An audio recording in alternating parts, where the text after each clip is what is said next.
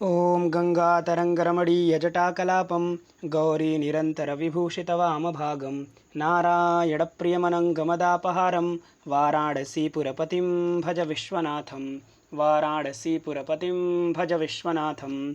अत्र भवतां समेषां स्वागतं वर्तते। हम लोग उत्तर रामचरितम के तृतीय अंक के पढ़ने के क्रम में आज का 24 नंबर का पाठ पढ़ेंगे। इसके पूर्व हम लोग 23 पाठ पढ़ चुके हैं। तो पीछे के पाठ में हमने इस 26 नंबर के श्लोक तक विचार कर लिया था। ये जो 26 नंबर का श्लोक है जिसको वासंती कहती है, और किस लिए ये श्लोक कह रही है, तो राम को उलाहना दे रही है। राम को कह रही हैं, वासंती ने कहा था कि तुम जिस सीता को कहते थे कि तुम मेरी जीवन हो, तुम मेरी द्वितीय हृदय हो, तुम मेरे नेत्रों के लिए प्रकाशिका हो, कौमुदी हो, चांदनी हो, और कहते थे तुम हमारे अंगों के लिए अमृत हो, ऐसे ऐसे सैकड़ों प्रिय वचनों के द्वारा जिस भोली भाली सीता को तुम बहला करके फुसला करके रखते थे, उसी सीता को तुमने अपने राज्य से बहिष्कृत कर दिया, निर्वासित कर दिया, निकाल दिया। तुमको थोड़ी भी दया नहीं आई? तुम इतना कठोर कब से हो गए हो? पिछली बार तुम आए थे जब इस तपोवन में, इस दंडकारण्य में जब तुम पिछली बार आए थे, तो फिर सीता के साथ इतने बड़े बड़े वादा करते थे, इतना प्रेम से बोलते थे, त्वम जीवितम त्वमसि मे हृदयम द्वितीयम, इस तरह के वाक्य बोलते थे, और तुमको थोड़ी भी निकालने समय दया नहीं आई? ये सब वासंती बोलना चाह रही है राम से।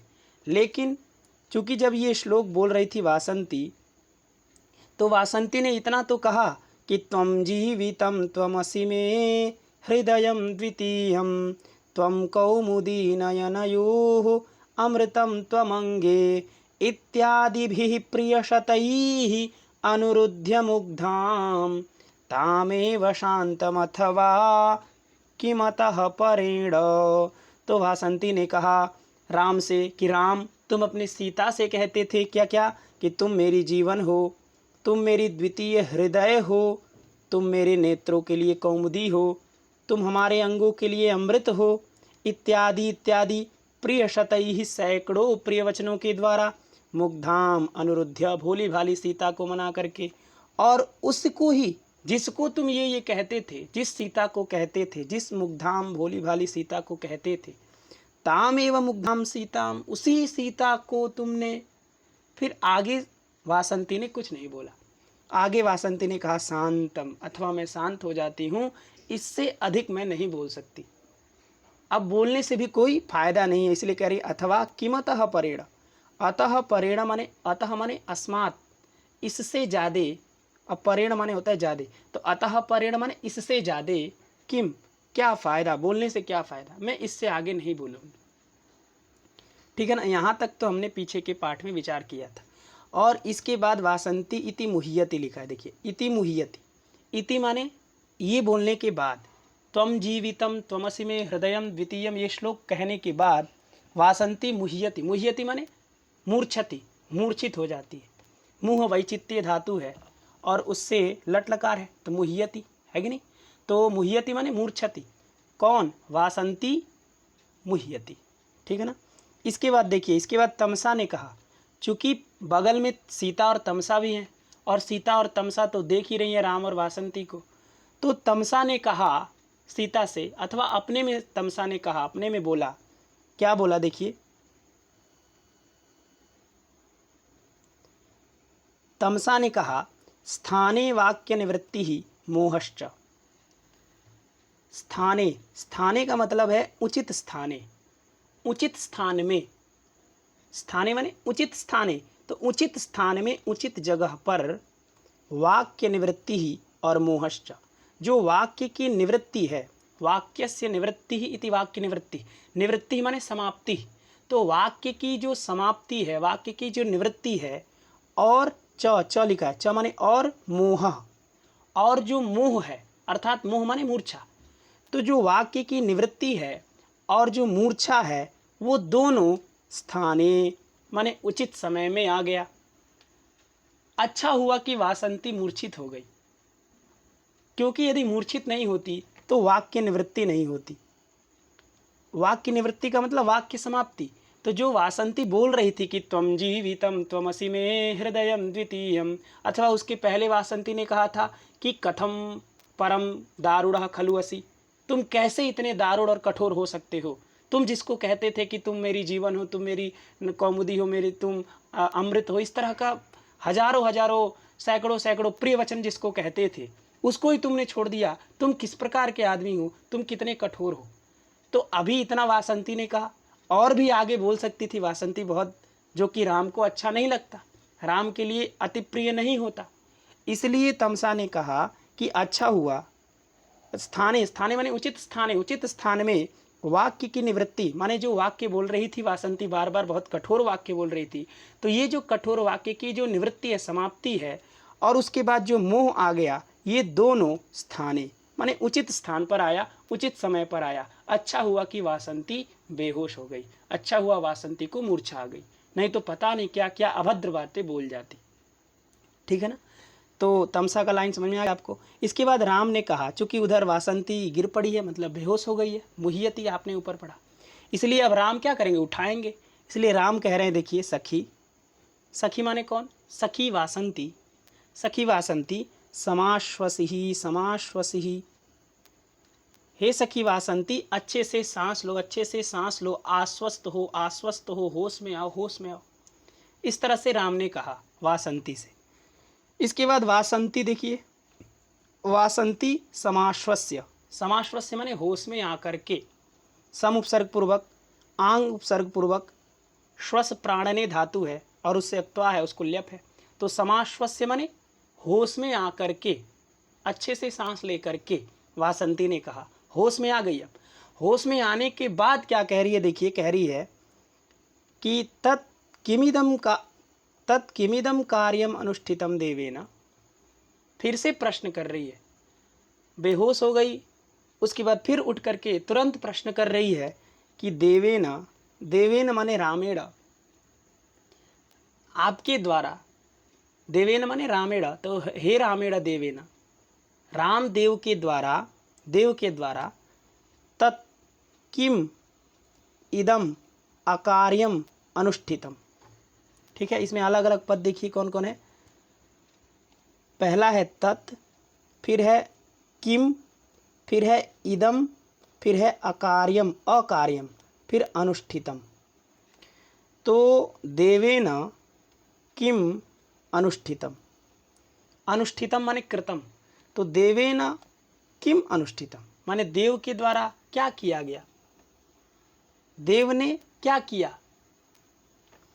इदम, इदम किम माने क्यों, तो देव ने, किम माने क्यों, अनुष्ठितम माने कृतम, देव ने ऐसा क्यों किया, कैसा क्यों किया भाई। तो इदम, इदम अकार्यम, जो अकार्य था, जो करने के योग्य नहीं था, कार्य का मतलब होता है जो करने के योग्य हो, उसको हम कहते हैं कर्तुम योग्यम कार्यम, जो करने के योग्य होता है हम उसको कार्य कहते हैं, और जो न कर्तुम योग्यम, जो करने के योग्य नहीं होता है, उसको हम अकार्य कहते हैं। तो जो अकार्यम इदम, जो अकार्य यह था, इदम माने सीता निर्वासन रूपम कार्यम, तो जो सीता निर्वासन रूप जो अकार्य कार्य था, उस अकार्य कार्य को देवेना, देव के द्वारा, किम क्यों, अनुष्ठितम माने कृतम, किया गया। बात समझ में आ गई। तत् माने वह, तो वह कौन, तत् और इदम, तत् इदम, वह सीता निर्वासन रूप कार्य जो कि अकार्यम था, जो करने योग्य नहीं था, ऐसे अकार्यम तत् सीता निर्वासन रूपम जो इदम कार्यम, वह कार्यम किम माने क्यों, देवेन माने रामेण, राम के द्वारा, अनुष्ठितम माने कृतम, किया गया। आज तक राम से किसी ने प्रश्न नहीं किया कि सीता को क्यों आपने निकाला। 12 साल हो चुके, लेकिन न अयोध्यावासी किसी ने कहा है, न उनके मंत्री, न उनके राजा, उनके मतलब न उनके राजा, न उनके जितने भी सेवक हैं, न लक्ष्मण, न शत्रुघ्न, न भरत, किसी ने, बड़े बड़े लोगों ने नहीं पूछा था कि सीता को आपने क्यों निकाला। पहली बार यहाँ पर वासंती ने राम से कहा कि देवेना किम अनुष्ठितम, देव ने ऐसा क्यों किया। देव ने सीता को क्यों निकाला, राज्य से बहिष्कृत क्यों किया। ठीक है, तो ये बात सुन करके सीता ने कहा, बगल में चूंकि सीता खड़ी है, तो सीता ने कहा कि सखी वासंती वीरम वीरम, अरे सखी वासंती रुको रुको, वीरम वीरम, अरे बस करो मत पूछो। राम से किसी को इतनी प्रश्न करने की किसी के अंदर इतनी हिम्मत ही नहीं थी, इतनी साहस ही नहीं था, क्योंकि राम उस समय के अयोध्या के अधिपति थे, और अयोध्या मतलब पूरा भारत, और ऐसे इतने बड़े राजा से इस प्रकार से कोई प्रश्न कर सकता है, ऐसा कोई नहीं था। इसलिए वासंती चूंकि बार बार प्रश्न कर रही, इसलिए सीता ने कहा रुको रुको, विरम विरम, रुको रुको, त्वम विरम त्वम विरम। विरम लोट लकार मध्यम पुरुष एक वचन की क्रिया, ठीक है ना। तो इसके बाद राम ने चूंकि इसका उत्तर देना है उनको, राम जो वासंती ने प्रश्न किया था कि तत् किम इदम अकार्यम अनुष्ठितम देवेन, देवेन इदम निर्वासन रूप कार्यम, जो कि अकार्यम था, जो करने योग्य नहीं था, अकार्यम इदम किम अनुष्ठितम देवेन, जो अकार्य सीता का निर्वासन रूप कार्य था उसको देव ने किम अनुष्ठितम क्यों किया, क्यों राम ने सीता को अपने राज्य से निकाला, जो कि निकालना नहीं चाहिए था। ठीक है ना। तो इसका उत्तर राम दे रहे हैं, एक लाइन में राम कह रहे हैं, देखिए, लोको न मृष्यति इति, लोको न मृष्यति इति, ये उत्तर है कि नहीं। ये उत्तर है किसका, वासंती के इस प्रश्न का कि क्यों आपने यह अकार्य जो कार्य था उसको अनुष्ठितम माने कृतम किया। तो उसका उत्तर राम ने दिया कि लोकः न मृष्यति, मृष्यति माने होता है क्षमा करना, और न लगा है, न मृष्यति माने नहीं क्षमा करती, कौन, तो लोकः, लोकः माने होता है संसार। तो यह जो संसार था, यह जो हमारा संसार था, यह जो प्रजा थी, यह जो लोग थे, वह लोग न मृष्यति, हमें क्षमा नहीं करते यदि हम सीता को नहीं निकालते, हमें दोषी ठहराते, इसलिए हमें क्षमा नहीं करते, हमें माफ नहीं करते, इसलिए हमने सीता का परित्याग किया। ये राम का एक लाइन में उत्तर है। ठीक है ना। मृष्यति में देखिए मृष तितिक्षायाम धातु है, मृष तितिक्षायाम दिवादी की धातु है। तितिक्षा माने होता है क्षमा, तितिक्षा माने क्षमा। तो मृष्यति मृष्यतः मृष्यन्ति मृष्यसि मृष्यथा मृष्यथा मृष्यामि मृष्यावः मृष्यामः, इस तरह बनेगा।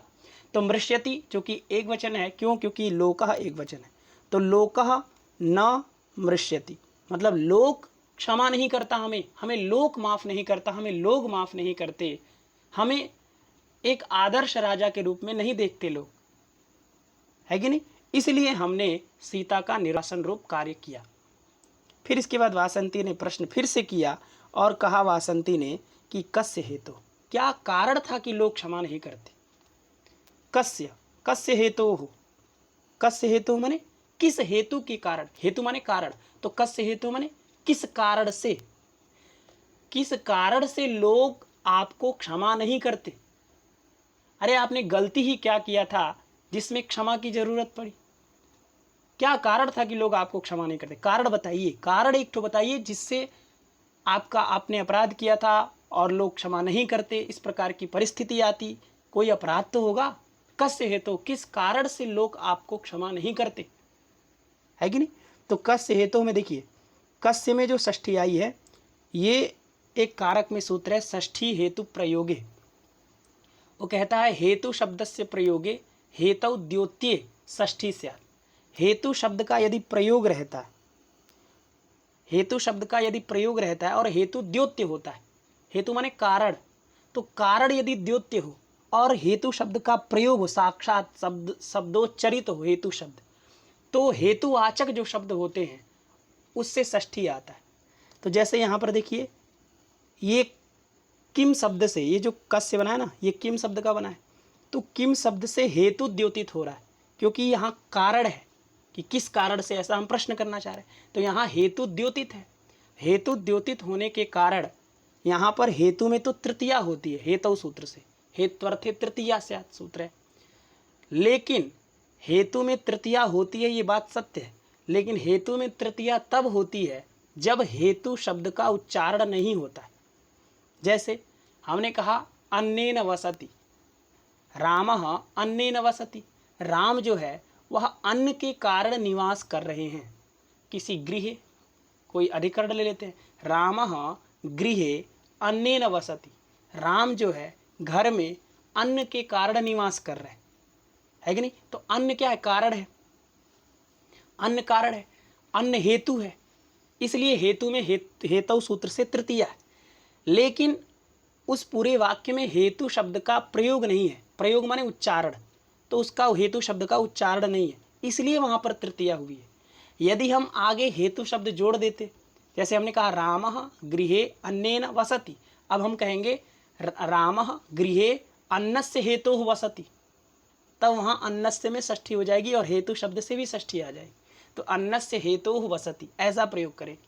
यदि हेतु शब्द का उच्चारण है, यदि हेतु शब्द का प्रयोग है, तो हेतुवाचक जो शब्द होते हैं उनसे षष्ठी ही आती है। इसको बताने वाला पाणिनि जी ने सूत्र बनाया है, भगवान पाणिनि ने सूत्र बनाया है षष्ठी हेतु प्रयोगे। उसका अर्थ होता है हेतु शब्द से प्रयोगे हेतु द्योत्ये षष्ठी स्यात्। तो कस्मात् षष्ठी भवति? तदा प्रत्यासत्ति न्यायात् हेतु शब्दवाचकात् शब्दात् षष्ठी भवति। तो हेतुवाचक जो शब्द होते हैं, तो हेतुवाचक शब्द क्या है यहाँ पर? यहाँ पर किम है हेतुवाचक शब्द, इसलिए इससे षष्ठी आ गई। तो कस्य हेतु ये बन गया, ठीक है ना। तो अगर प्रश्न पूछ दे कि कस्य हेतु इत्यत्र केन सूत्रेण षष्ठी भवति तथा भवद्भिः वक्तव्यम षष्ठी हेतु प्रयोगे इति सूत्रेण, ठीक है ना। तो कस्य हेतु माने हो गया किस कारण से, क्या कारण था कि आपको लोग क्षमा नहीं करते। तो इसका उत्तर राम ने दिया। राम ने कहा स एव जानाति किमपि। राम कह रहे हैं कि किमपि, किमपि माने कुछ भी, कुछ भी इस विषय में जो भी तुम प्रश्न कर रही हो उसके बारे में कुछ भी, क्यों हमें लोग क्षमा नहीं करते, क्या कारण था कि लोग क्षमा नहीं करते, ये सब कुछ भी, किमपि, किमपि माने कुछ भी, स एव जानाति वही जानते। सह माने लोकः, सह बराबर लोकः, तो सह लोकः एव माने ही और जानाति माने जानते हैं, है कि नहीं। तो सह एव जानाति वह ही जानते हैं, किमपि कुछ भी, इस विषय में जो भी तुम प्रश्न कर रही हो इन सब का उत्तर उन्हीं लोगों के पास है। जाकर उन्हीं लोगों से पूछो कि वो हमें क्यों नहीं क्षमा करते। बस इतना जानो कि लोग हमें क्षमा नहीं करता, इसलिए हमने सीता का परित्याग किया, ठीक है ना। बात समझ में आ गई। तो वासंती ने कहा क्या कारण था, तो राम ने उत्तर दिया कि सह एव जानाति किमपि, वही लोग जानते हैं इसके विषय में कुछ भी, ठीक है ना।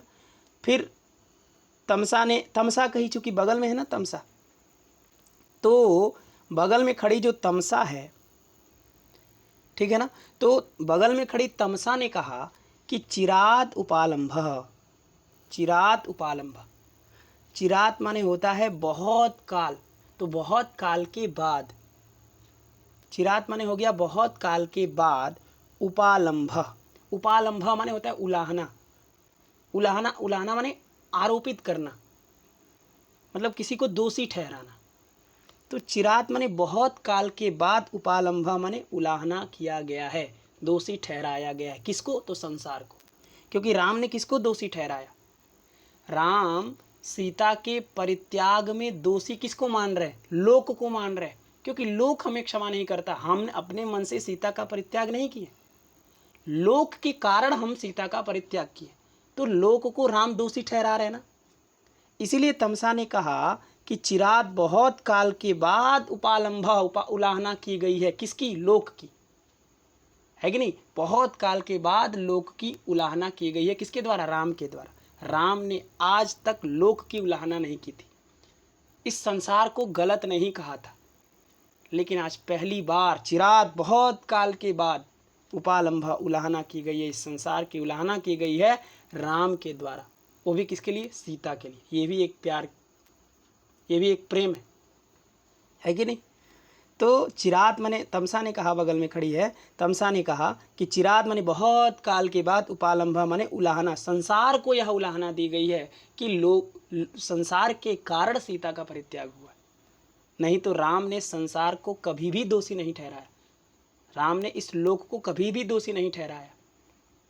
इसीलिए तमसा ने कहा, ठीक है ना।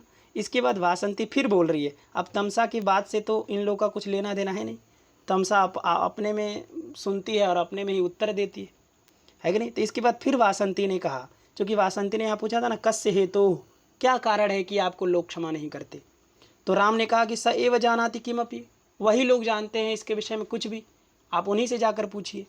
फिर इसके बाद वासंती ने राम से कहा, एक श्लोक में कहा, द्रुत विलंबित छंद है, ठीक है ना।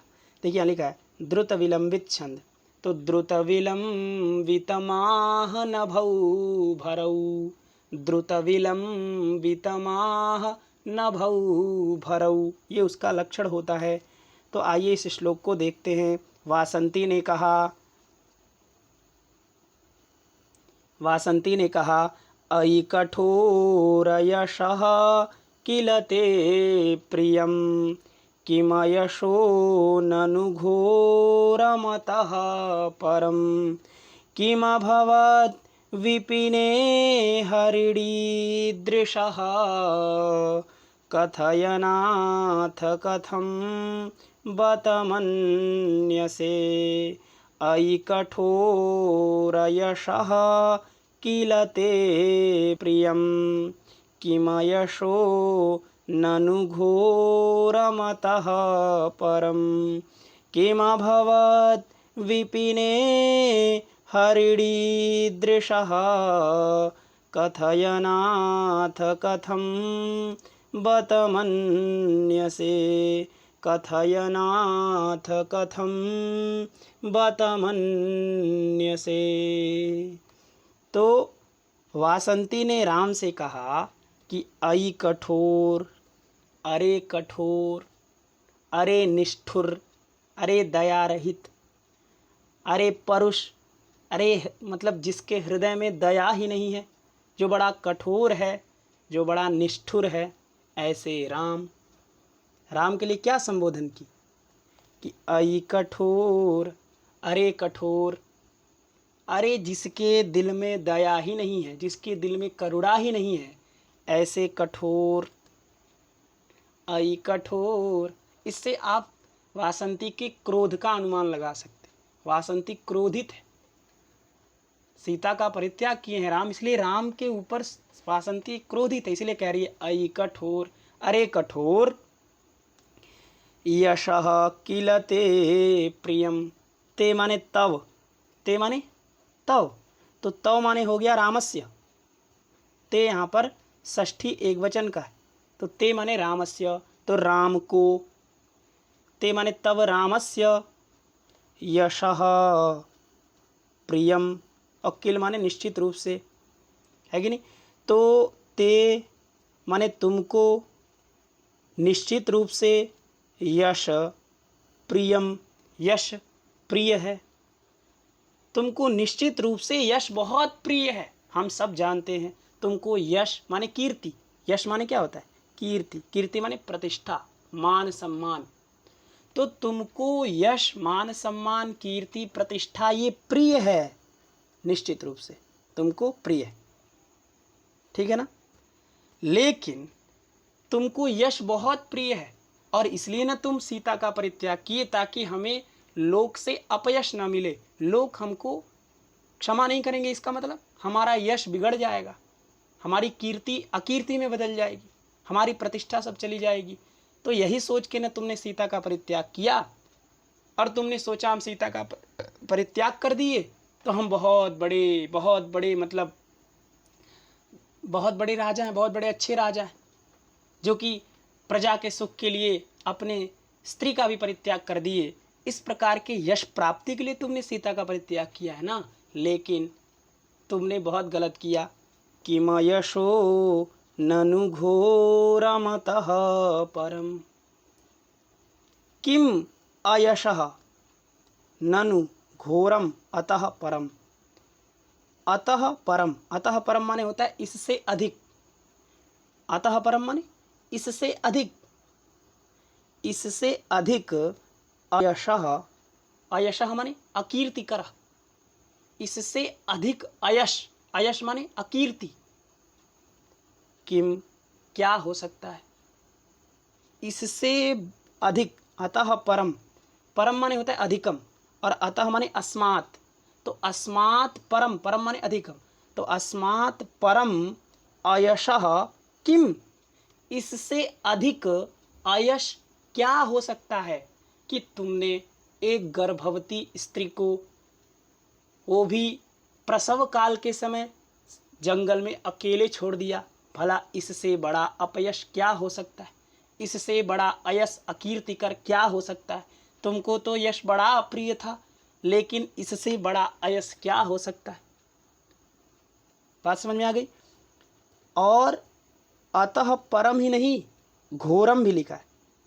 तो घोरम और अतः परम अयशः, ये अयशः का विशेषण है कि अयश कैसा, तो घोरम, घोरम माने होता है भयंकरम, और परम माने अधिकम। तो अतः परम और घोरम जो अयशः वह किम, इससे अधिक भयंकर अयश क्या हो सकता है, इससे अधिक और भयंकर अयश भला क्या हो सकता है कि तुमने सीता का परित्याग किया। उस स्थिति में किया जब धर्मशास्त्र भी कहता है कि अपनी पत्नी के साथ रहना चाहिए। धर्मशास्त्र भी कहता है कि जब पत्नी प्रसव काल में होती है तो पति को स्नान करने तक नहीं जाना चाहिए नदी में छोड़ करके, और तुमने तो उनको जंगल में अकेले छोड़ दिया। तो भला इससे बड़ा अपयश और क्या हो सकता है। और ननु जो ये अव्यय है ना, ये आक्षेप अर्थ में, आक्षेप माने आरोप लगाने अर्थ में। तो आरोप लगा रही है वासंती और कह रही है कि किमयशो ननु घोरमतः परम, किम अयशः अतः परम घोरम अयशः किम, इससे अधिक और भयंकर ननु अयशः किम, भला अयश क्या हो सकता है। ठीक है ना। तो ऊपर की 2 लाइन आपको समझ में आ गई होगी कि अई कठोर, अरे कठोर, ते किल निश्चित रूप से, प्रियम माने अभीष्टम, बड़ा अभीष्ट है, बड़ा प्रिय है क्या, तो यशः, तुमको अभीष्ट है बड़ा यश, तुमको यश बड़ा प्रिय है। और यश प्रिय होना बहुत अच्छी बात है, सबको यश प्रिय होना चाहिए, सबके अंदर यश होना चाहिए, यश प्रिय होना चाहिए, सबको यश की इच्छा करनी चाहिए, एकदम सही है। लेकिन किमयशो ननु घोरमतः परम, अतः परम, इससे अधिक सीता का परित्याग रूपी जो कार्य किए हो ना, इस कार्य से परम माने अधिकम और घोरम माने भयंकरम, अयशः किम, अयश क्या हो सकता है कि तुमने सीता जैसी पतिव्रता स्त्री का परित्याग कर दिया। ये तो सबसे बड़ा अयश है, और इस अयश को लेकर के तुम आगे जन्म जन्मांतर तक सबके द्वारा दोषी ठहराए जाओगे, है कि नहीं। और बहुत लोग कहते भी हैं कि राम ने ऐसा नहीं करना चाहिए था, राम को सीता का परित्याग नहीं करना चाहिए था। तो ये अयश ही तो है, इसलिए वासंती ने कहा कि भला इससे बड़ा अयश क्या हो सकता है। ठीक है ना।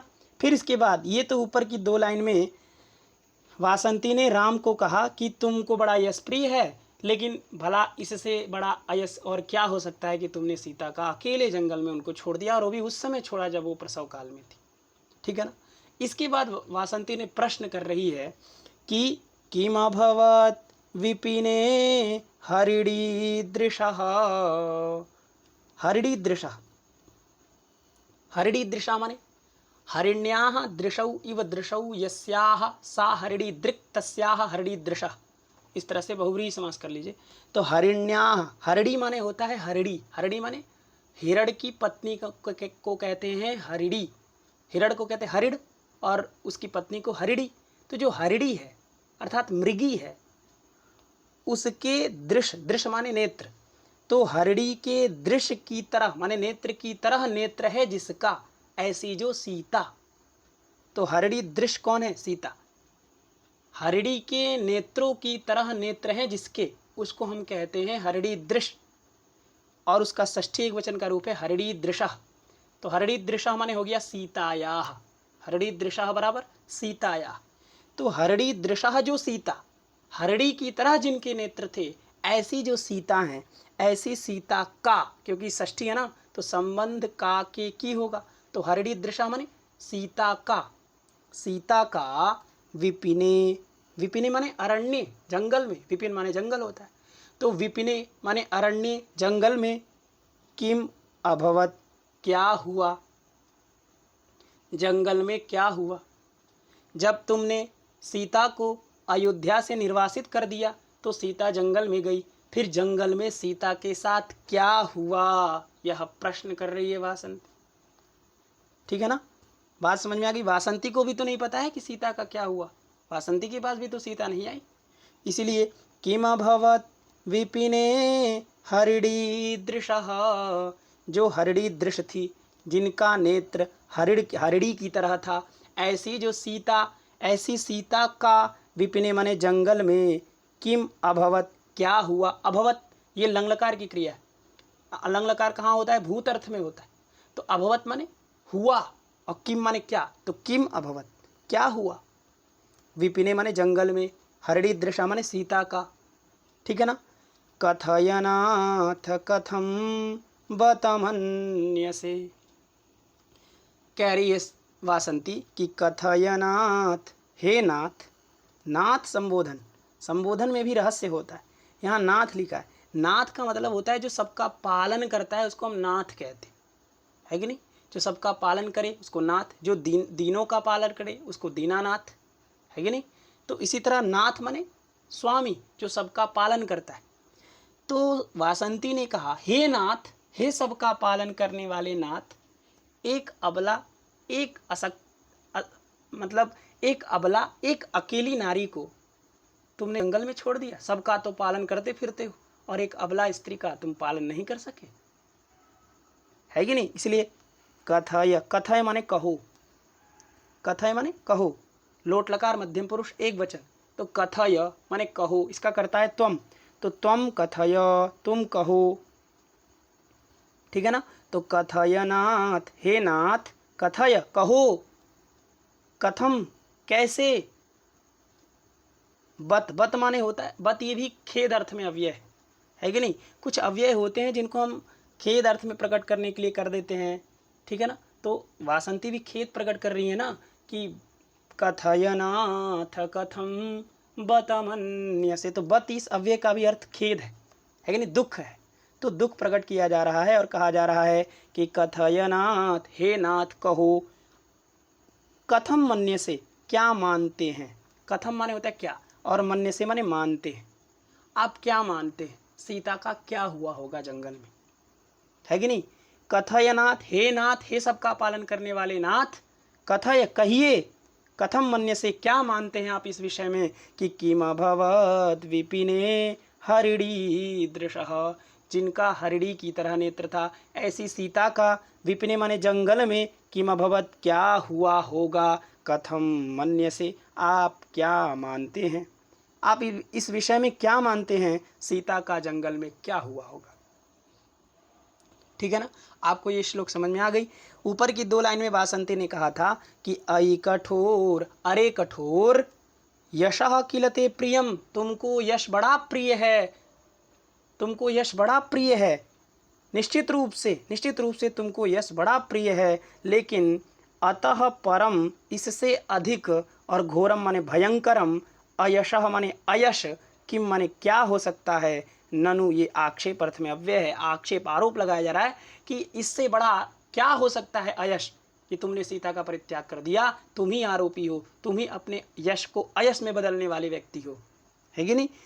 बताओ, कथयनाथ कहो, हे सबका पालन करने वाले नाथ कहो, हरिणी दृशः जो सीता थी, हरिणी दृशः जो सीतायाः, ऐसी सीता का, विपिने माने जंगल में, किम अभवत क्या हुआ, बत अरे हाय हाय, कथम मन्य से, क्या मानते हो तुम इस विषय में कि आखिर सीता का जंगल में क्या हुआ होगा।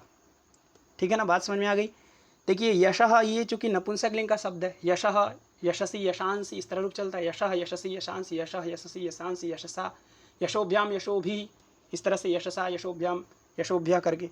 ठीक है ना, तो यशः चूंकि ये नपुंसक लिंग है, इसलिए प्रियम ये भी नपुंसक लिंग है, तो यशः का ये विशेषण है प्रियम, है कि नहीं। और किल ये तो अव्यय है, इससे उत्तर विभक्ति आनी नहीं है, किल किल किल हर जगह रहेगा, है कि नहीं। और ते ये जो है ये षष्ठी एक वचन का है, ते बराबर तव, तव माने रामस्य, तो राम का, ठीक है ना। और कठोर ये संबोधन का है, अई ये भी संबोधन है, ये दोनों संबोधनांत पद हैं। और किम, किम ये नपुंसकलिंग है, तो किम ये विशेषण है किसका, अयशः का, क्योंकि अयशः ये भी नपुंसकलिंग है कि नहीं। जैसे यशः था बस उसमें न लग गया है आगे, तो अयशः, अयशः माने हो गया, ये भी नपुंसकलिंग है, इसलिए किम ये भी विशेषण है अयश का। तो किम अयशः है कि नहीं, अयशः किम, उस अयश का क्या प्रयोजन है कि नहीं। और इसके बाद घोरम ये भी देखिए नपुंसकलिंग है। और अतः परम, अतः ये अव्यय है, क्योंकि अतः ये अव्यय हो जाता है, जब उससे तसिल आता है तो वो अव्यय हो जाता है, ठीक है ना, तद्धितश्चात् सार्वविभक्ति सूत्र से। तो अतः अव्यय है तो उससे उत्तर अतः अतः अतः ही बनेगा। और परम ये नपुंसकलिंग है और घोरम ये भी नपुंसकलिंग है। तो परम ये विशेषण है किसका, अयशः का, और घोरम ये भी विशेषण है किसका, अयशः का, ठीक है ना। और किम ये प्रश्न है, प्रश्न किया जा रहा है कि अतः परम इससे अधिक घोरम भयंकरम, ननु ये आक्षेप में है, अयशः किम इससे बड़ा अयश क्या हो सकता है कि नहीं। फिर इसके बाद हरड़ी दृशा ये षष्ठी अंत है, षष्ठी एक वचन है। हरड़ी दृशा हमें ध्यान दीजिएगा, षष्ठी एक वचन है, क्योंकि बनेगा ये बहुत जगह। हरड़ी दृशा बनेगा आपका प्रथमा बहुवचन में भी बनेगा, द्वितीय बहुवचन में भी बनेगा, पंचमी एक वचन में भी बनेगा, षष्ठी एक वचन में भी बनेगा। इसलिए यहाँ पर आपको ध्यान देना है, 4 जगह पर ये बनेगा हरड़ी दृशा, लेकिन यहाँ पर कहाँ का है, षष्ठी एक वचन का है, ठीक है ना। समास कौन सा है इसमें पूछा जाए तो आप बहुव्रीहि समास कहें। हरिण्याः दृशौ इव दृशौ यस्याः सा हरड़ी दृक् तस्याः हरड़ी दृशा, इस तरह से इसका विग्रह होगा, ठीक है ना। और विपिने ये सप्तम्यंत है। अभवत ये क्रिया लंग लकार की है, ठीक है ना। कथय ये लोट लकार मध्यम पुरुष एक वचन। नाथ ये संबोधनांत पद है। कथम ये भी अव्यय पद है कि नहीं। कथम केन प्रकारेण इति कथम बनता है, किम शब्द से थाल प्रत्यय, थल प्रत्यय होकर कथम बनता है, ठीक है ना। प्रकार वचने थाल सूत्र से थाल प्रत्यय होकर कथम बनता है। तो कथम ये अव्यय हो जाता है। कथम माने का अर्थ होता है क्या मानना, क्या, कथम माने क्या। और बत ये भी अव्यय है, खेद अर्थ में है। और मन्य से एक क्रिया है, लोट लकार मध्यम पुरुष एक वचन की क्रिया है, मन्य से, लोट लकार नहीं लट लकार, मन्यते मन्येते मन्यन्ते, मन्य से मन्येथे मन्यध्वे, मन्ये मन्याभय मन्यामहे। तो मन्य से लट लकार मध्यम पुरुष एक वचन, ठीक है ना। इसका कर्ता है त्वम, इसका कर्ता कौन है, त्वम, त्वम माने राम। तो आपको पूरा अच्छे से श्लोक समझ में आ गया होगा। अयि कठोर यशः किल ते प्रियम किमयशो ननु घोरमतः परम किमभवत् विपिने हरिणीदृशः कथयनाथ कथम बतमन्यसे। इसके बाद देखिए, इसके बाद सीता ने कहा, चूँकि सीता बगल में खड़ी है तो सीता ने ये श्लोक सुना, तो सीता ने कहा, देखिए सीता ने कहा, सखी वासंती, अरे सखी वासंती, त्वमेव दारुड़ा कठोरा च। वासंती ने कहा ना राम से कि अयि कठोर माने अरे कठोर, अरे निष्ठुर हृदय वाले जिनमें बिल्कुल भी दया नहीं है। तो सीता ने कहा कि सखी वासंती, तुम ही दारुड़ हो और तुम ही कठोर हो, तुम ही दारुड़ हो और तुम ही कठोर हो, है कि नहीं। राम दारुड़ और कठोर नहीं, तुम ही हो। क्यों तुम हो भाई, तुम क्यों हो, तो उसका कारण आगे है, देखिए। या एवं प्रलपंतम प्रलापयसी, या यैवम में देखिए आ और एवं में वृद्धि संधि है, यैवम में या धन एवं, तो या है पहले, तो या माने जो, या माने जो, तो या माने वासंती, तो जो वासंती, एवं, एवं माने होता है इस प्रकार, तो इस प्रकार प्रलपंतम, प्रलपंतम माने होता है रोते हुए, प्रलपन है कि नहीं, प्र उपसर्ग पूर्वक लप धातु से सत्री है, तो उसका रूप चलता है प्रलपन, प्रलपंतौ प्रलपंतः, प्रलपंतम प्रलपंतौ प्रलपतः, इस तरह से। तो प्रलपंतम कहाँ का है, द्वितीया विभक्ति एक वचन का रूप है प्रलपंतम। तो प्रलपंतम का अर्थ क्या हो गया, रोते हुए को, प्रलपन का अर्थ है रोते हुए, और चूंकि द्वितीया विभक्ति आई तो कर्ता ने कर्म को, तो रोते हुए को ऐसा अर्थ हो जाएगा, है कि नहीं। तो प्रलपंतम का क्या अर्थ है, रोते हुए को। अब प्रलापयसी ये क्रिया है, तो रोते हुए को प्रलापयसी, रुला रही हो, इसीलिए तुम कठोर हो। क्यों, क्योंकि तुम या माने जो, एवं प्रलपंतम इस प्रकार रोते हुए को, प्रलापयसी रुला रही हो, इस कारण से त्वमेव दारुड़ा कठोरा, तुम ही दारुड़ा हो और तुम ही कठोरा हो। राम दारुड़ा कठोरा नहीं है। ये सीता का राम के प्रति प्यार बोल रहा है, सीता नहीं बोल रही है कि नहीं। तो इसके बाद देखिए, सीता ने कहा सखी वासंती त्वमेव दारुड़ा कठोरा च या एवं प्रलपंतम प्रलापयसी, जो इस प्रकार से पहले से रो रहे हैं, पहले से हमें याद कर रहे हैं, पहले से जगह स्थान ये सब देख देख करके रो रहे हैं, मयूर को देख करके, वृक्ष को देख करके, ये सब देख करके रो रहे हैं, और ऐसे रोते हुए कि तुम रुला रही हो, इसलिए त्वमेव दारुड़ा कठोरा च, तुम ही दारुड़ा हो, तुम ही कठोरा है कि नहीं। फिर इसके बाद देखिए, तमसा ने कहा प्रणयः एवं व्याहरति शोकश्च। सीता ने कहा कि प्रणयः माने होता है स्नेह, प्रणयः माने स्नेह, प्रणयः का मतलब होता है स्नेह, और एवं माने होता है इस प्रकार, और व्याहरति का मतलब होता है कथयति, और शोकश्च शोक, ठीक है ना। तो प्रणयः एवं व्याहरति शोकश्च। तमसा ने कहा सीता से कि सीते संबोधन तो नहीं की, लेकिन बोली सीता से। तमसा ने कहा कि प्रणयः माने स्नेह, प्रेम, प्यार, एवं माने इस प्रकार से, व्याहरति माने बोल रहा है। ये वासंती नहीं बोल रही है सीता, ये प्रेम बोल रहा है। प्रणयः व्याहरति, ये प्रेम बोल रहा है। और क्या बोल रहा है? शोक बोल रहा है।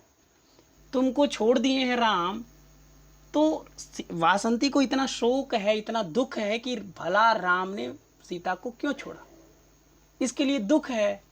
और प्रेम किसका है? तुम्हारा प्रेम है, तुम उसकी प्रिय सखी हो, इसलिए तुम्हारा प्रेम उनके अंदर लबालब भरा है, वासंती के अंदर। और दुख भी है, शोक है, क्यों? क्योंकि राम ने छोड़ दिया, इसका शोक है।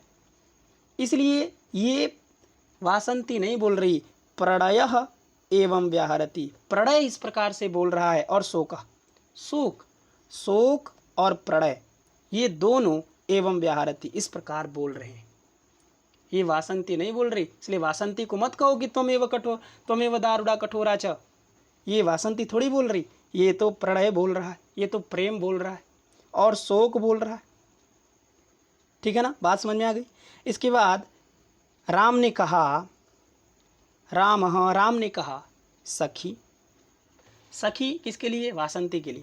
तो सखी वासंती किम अत्र मंतव्यम, किम माने क्या, अत्र माने अस्मिन विषय, इस विषय में, मंतव्यम माने मानना है। किम अत्र मंतव्यम, इसमें क्या मानना है।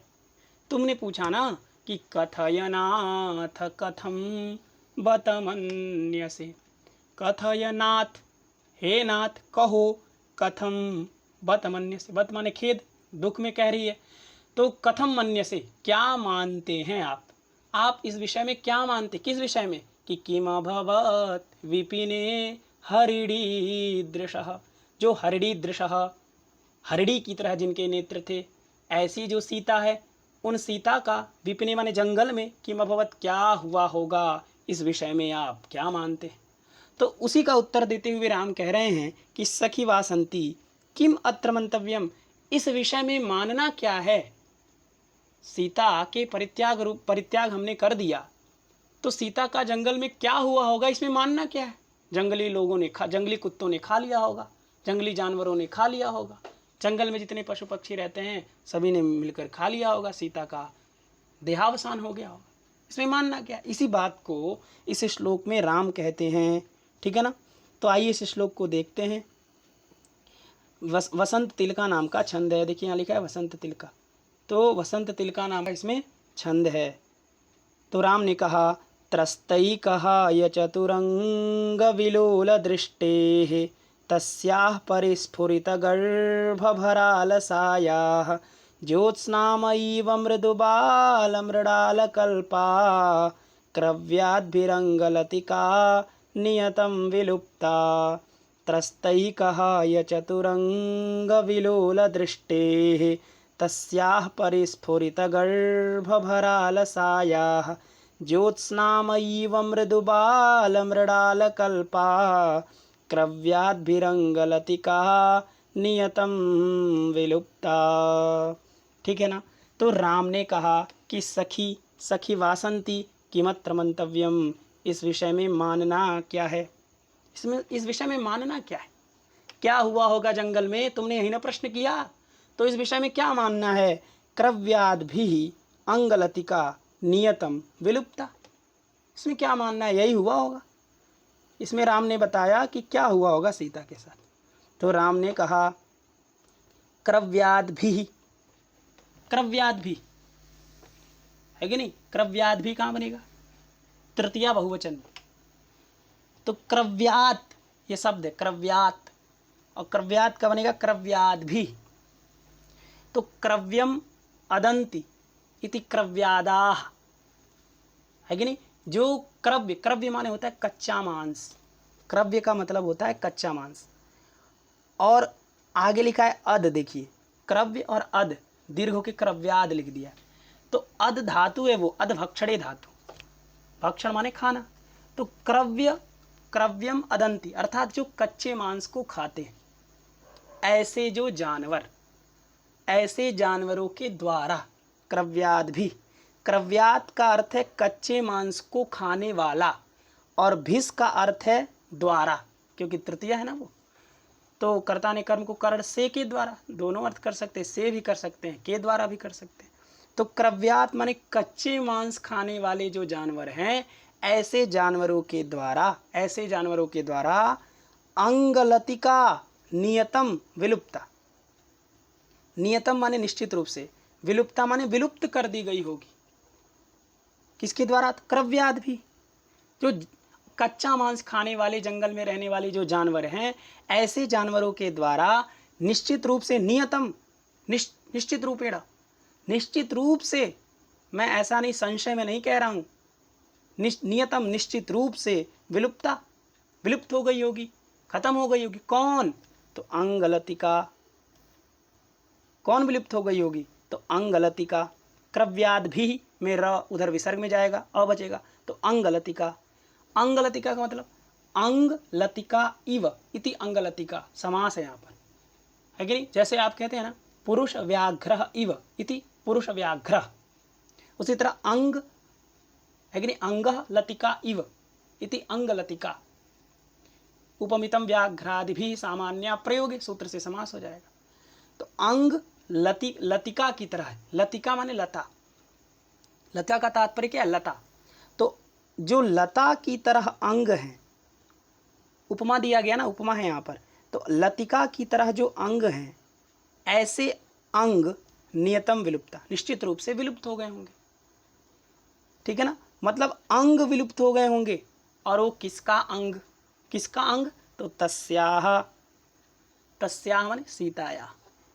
तो तस्याह सीतायाह अंगलतिका, लता की तरह जो अंग है, लता, लता की तरह अंग। अब सादृश्य आप ले लीजिए कैसे भी, जैसे लता जिस तरह की सुंदर होती है, लता जिस तरह का मतलब चिक्कन होता है, लता जिस तरह की सुकोमल होती है, उसके तरह जो अंग हैं सीता के, ऐसे सीता के लता की तरह जो अंग हैं, ऐसे अंग को नियतम निश्चित रूप से क्रव्याद भी, कच्चा मांस खाने वाले जो जानवर हैं, ऐसे जानवरों के द्वारा विलुप्ता माने विलुप्त कर दी गई होगी निश्चित रूप से।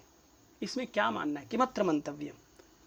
ठीक है ना, बात समझ में आ गई। नीचे वाला लाइन आप समझ गए होंगे कि क्रव्याद भी मतलब जंगली जानवरों के द्वारा, तस्याह सीतायाह अंगलतिका, लतिका की तरह जो अंग हैं, ऐसे अंग नियतम निश्चित रूप से विलुप्ता, विलुप्त हो गए होंगे, खत्म हो गए होंगे उनके अंग सीता के। ठीक है ना। अब वो अंग लतिका कैसा है, जो लता की तरह जो अंग है, वो अंग और कैसा है, उसका विशेषण है। क्या क्या विशेषण है कि ज्योत्स्नामयीव और मृदुबाल मृणाल कल्पा, जो अंगलतिका। ठीक है ना। तो मृदु, मृदु माने होता है कोमल, और बाल माने होता है जो बाल है, जो बालक है। ऐसा जो मृणाल, मृणाल माने कमल नाल, कमल दंड, जो कमल का दंड होता है। तो जो मृणाल है, जो कमल दंड है, वो कमल दंड कैसा है, तो मृदु कोमल, और बाल माने अभी छोटा, अभी वो बड़ा नहीं हुआ है कमल दंड। तो जो बालक है, बालक है मतलब नवीन है, जो नया नया है। तो मृदु माने कोमल हो गया, बाल माने नवीन हो गया। तो जो मृदु है, जो कोमल है, और जो बाल है माने जो नवीन है, जो नया नया है, ऐसा जो मृणाल है, ऐसे मृणाल के कल्प, कल्प माने सदृश, कल्प का मतलब होता है सदृश। तो मृदु माने कोमल और बाल माने नवीन, जो मृणाल है ऐसे मृणाल के सदृश जो अंग, अंग कैसे हैं? तो बड़े कोमल और बड़े नवीन जो मृणाल हैं, ऐसे मृणाल के सदृश जो अंग है कि नहीं? ऐसे बाल मृणाल के सदृश जो अंग हैं, ऐसे अंग निश्चित रूप से विलुप्त हो गए होंगे।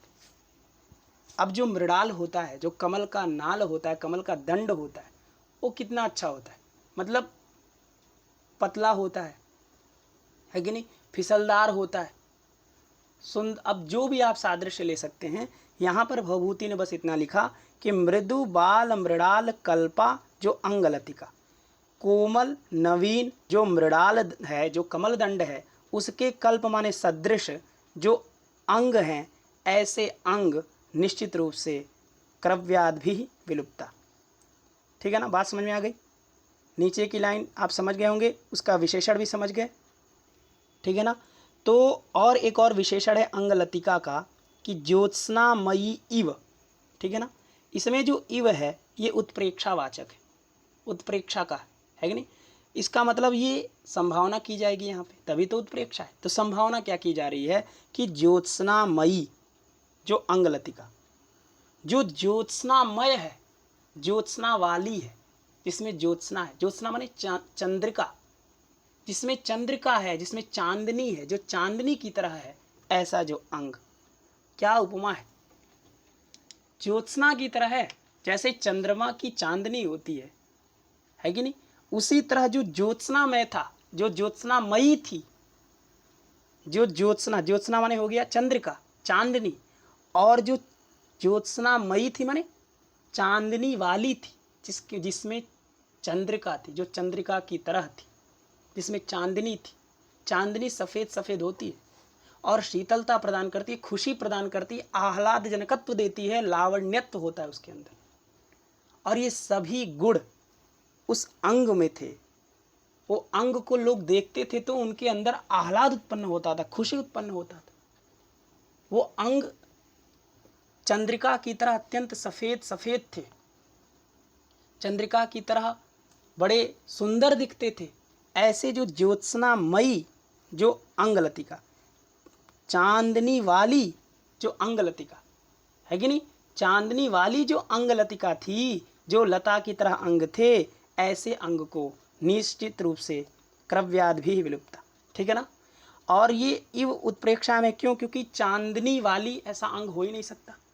तो मानो संभावना की जा रही है कि मानो ज्योत्स्ना वाली थी, ज्योत्स्नामयी थी, है कि नहीं? मयट प्रत्यय लगा ज्योत्स्ना शब्द से, माने ज्योत्स्ना वाली थी। वो ज्योत्स्ना प्रचुर मात्रा में उनके अंदर था, प्राचुर्य अर्थ में मयट प्रत्यय होता है।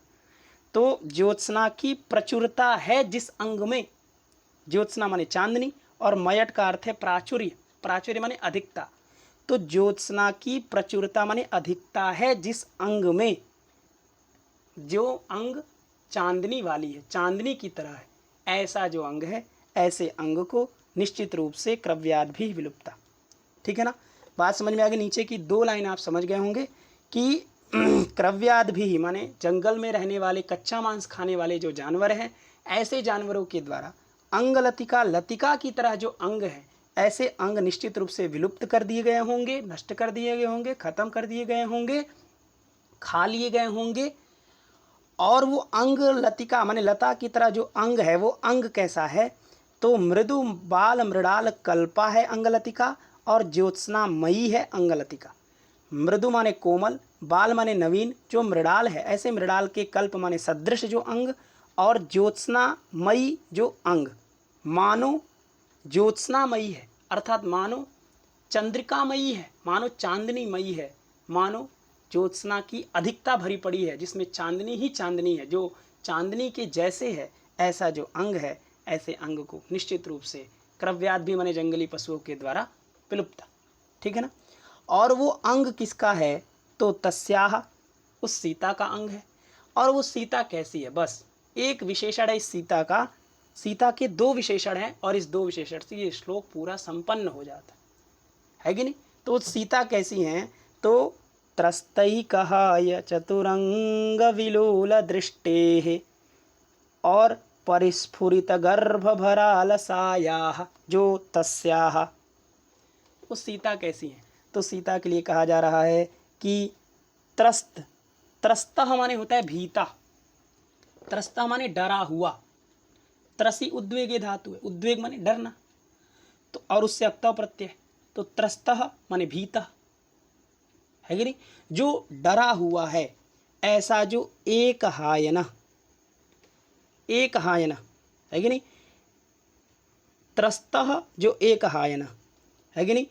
तो त्रस्तः माने हो गया भीतः, और एक, एक माने एक, एकम, और हायनम माने होता है वर्षम, हायन माने वर्ष होता है। तो डरा हुआ एक हायन माने एकम हायनम यस्य सह एक हायन, एक वर्ष है जिसका, तो किसका भाई? तो कुरंग, कुरंग का मतलब होता है हिरण।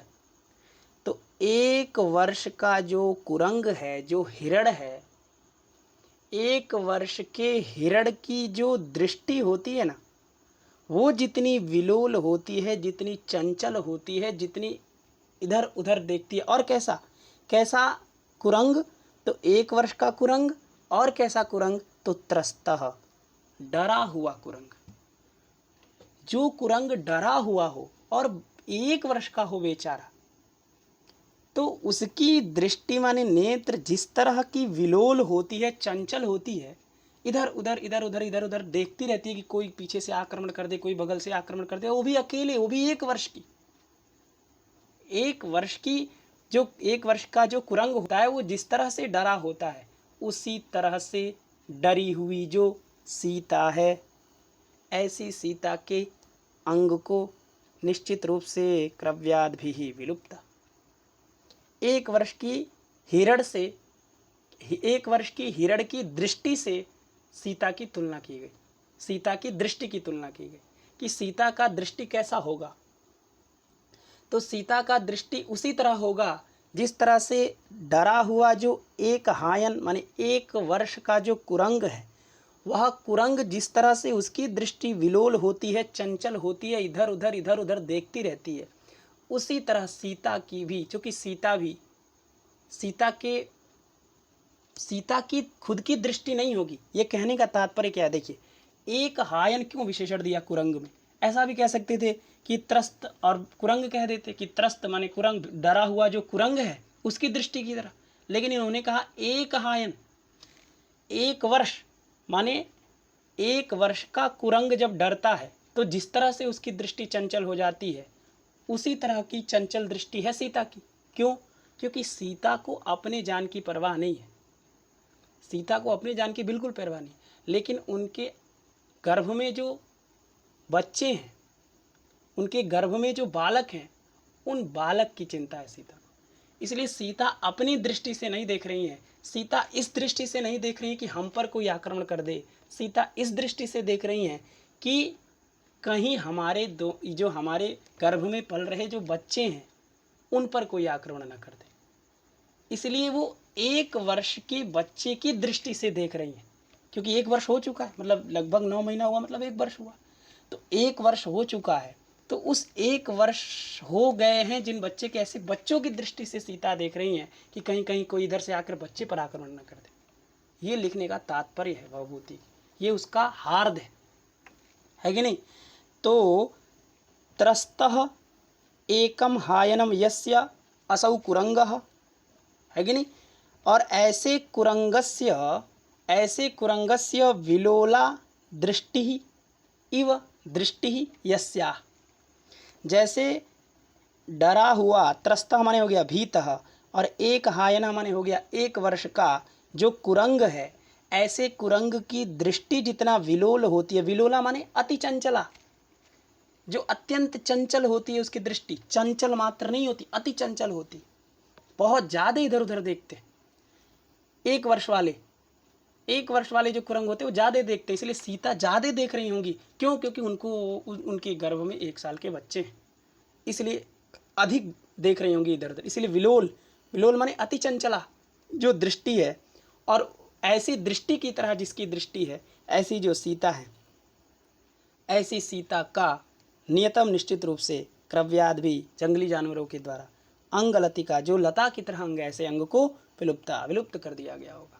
बात समझ में आ गई? ऊपर वाली लाइन आपको समझ में आई कि त्रस्तः, त्रस्तः पहले एक पद बना लीजिए त्रस्तः, फिर उसके बाद एकम हायनम यस्य, यस्य अन्य पदार्थ कुरंग है तो यस्य कुरंगस्य, असौ एक हायनः अर्थात 1 वर्ष वयस्कः, 1 वर्ष वाला, तो एक हायनः यह कुरंगः, फिर समास करिए कर्मधार है तो एक हायनः यह कुरंगः, और एक हायन कुरंगः बन गया। आप तो एक हायन कुरंगस्य, एक हायन कुरंगस्य इव विलोला दृष्टि यस्याः, सा एक हायन कुरंग विलोल दृष्टि तस्याः एक हायन कुरंग विलोल दृष्टेः। इस तरह से आप समास कर सकते हैं, है कि नहीं?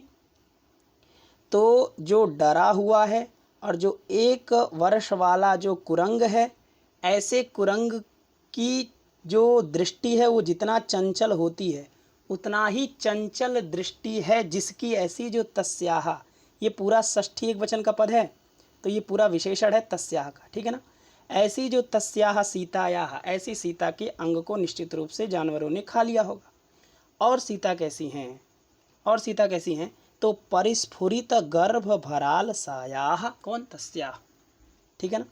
परिस्फुरित माने होता है स्पंदमान, स्पंदमान माने हो गया चलायमान, स्फुरण हो रहा है जिसके गर्भ में, जो परिस्फुरित गर्भ है अर्थात जो स्पंदमान गर्भ है, जिसमें जिस गर्भ के अंदर क्या हो रहा है, मतलब परिस्फुरित है मतलब चांचल्य है, उसके अंदर चंचलता है कि नहीं? चलायमान है, चलायमान है मतलब 8-9 महीने के जब हो जाते हैं बच्चे तो अंदर से पैर और चलाते हैं, इसलिए परिस्फुरित है। और परिस्फुरित है गर्भ, और इसलिए परिस्फुरित गर्भ के भर माने होता है भार, भर माने भार, तो परिस्फुरित गर्भ के भर माने भार के कारण जो अलसाया, जो अलसाई हुई है, अलसाई हुई है मतलब जिनकी गति मंथर है, मंथर है मतलब धीमे है, अर्थात चल नहीं पा रही है, दौड़ नहीं पा रही है, ऐसी जो तस्या, ठीक है ना? परिस्फुरित माने हो गया चांचल्य है जिसमें, है कि नहीं? चांचल्य मतलब जो चलायमान है, जो स्पंदमान है। तो परिस्फुरितः यह गर्भ, परिस्फुरितश्चासु गर्भ, इस तरह से कर्मधारय करिए तो परिस्फुरितश्चासु गर्भ, जो गर्भ परिस्फुरित है, स्पंदमान है, चलायमान है कि नहीं? और ऐसे गर्भ के भर माने भार, ऐसे गर्भ के भार से, ऐसे गर्भ का भार है भाई ना सीता के पास, और ऐसे गर्भ के भार से जो अलसाई हुई हैं, जिनकी गति थोड़ा मंथर हो गया है, जो चल नहीं पा रही है, जो दौड़ नहीं पा रही है, ऐसी जो तस्या, ऐसी तस्याह अंगलतिका, जो लता की तरह अंग है, ऐसे अंग को निश्चित रूप से क्रव्याद भी विलुप्ता। बात समझ में आ गई?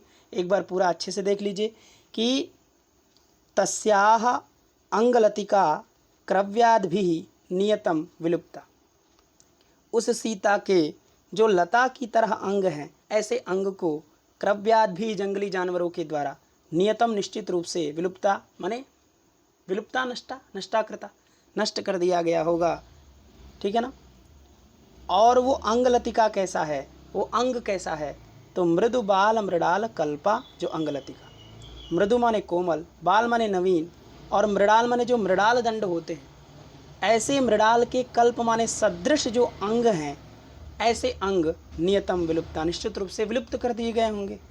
और ज्योत्स्नामयी इव, और मानो जो ज्योत्स्नामयी है, ज्योत्स्नामयी है माने जिसके अंदर चंद्रिका है कि नहीं? जो जिसमें चंद्रिका की प्रचुरता है, अर्थात जिसमें चांदनी ही चांदनी भरी है, ऐसी जो अंग है, जो चांदनी की तरह है, चांदनी की तरह जो सफ़ेद सफ़ेद हैं, चांदनी की तरह जो चमकदार हैं, चांदनी की तरह जो आह्लाद को देने वाले हैं, चांदनी की तरह जिसमें लावण्यत्व है, जिसमें सुंदरता है, ऐसे जो अंग हैं, ऐसे अंग को निश्चित रूप से विलुप्त कर दिया गया होगा, ठीक है ना? और किसका वो अंग था भाई? तो तस्याः सीताया, उस सीता की। और वो सीता कैसी है? तो त्रस्तैक हायनट कुरंग विलोल दृष्टे। त्रस्तः माने भीतः, जो एक हायन कुरंगः, डरा हुआ जो 1 वर्ष का कुरंग है, जो हिरण है, उस हिरण की दृष्टि जितना विलोल होती है, जितना अति चंचला होती है, इधर उधर देखने वाली दृष्टि होती है, उसी तरह जिसकी दृष्टि है ऐसी जो सीता, ऐसी सीता के अंग को क्रव्याद भी नियतम विलुप्ता।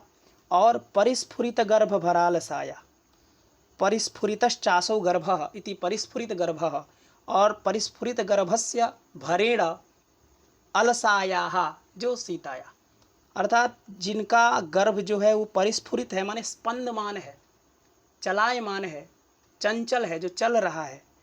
और ऐसे गर्भ के भर माने भार से जो अलसाया, जो अलसाई हुई हैं, जो मंथर जिनका गति हो गया, जिनका गति बड़ा धीमे हो गया, जो दौड़ नहीं पा रही, जो चल नहीं पा रही, ऐसी जो तस्या है, ऐसी जो सीता है, ऐसी सीता के अंग माने अंग को क्रव्याद भी जंगली जानवरों के द्वारा नियतम निश्चित रूप से विलुप्त माने विलुप्त कर दिया गया होगा। तो ये राम ने उत्तर दिया, किसका? वासंती का। राम ने प्रश्न किया था कि वासंती ने प्रश्न किया था कि कथयनाथ कथम बतमन्यसे। तो उसका उत्तर राम ने दिया कि सखी किमत्र मंतव्यम त्रस्तैकहायन कुरंग विलोल दृष्टेः तस्याः परिस्फुरित गर्भभरालसायाः ज्योत्स्नामयीव मृदुबालमृडालकल्पा क्रव्याद्भिरङ्गलतिका नियतं विलुप्ता, क्रव्याद्भिरङ्गलतिका नियतं विलुप्ता, उक्ता वसंततिलका तभजा जगौगः। वसंत तिलका नाम के छंद में था। आज का पाठ यहीं रहने देते हैं, हम लोग 28 श्लोक तक पढ़ लिए हैं।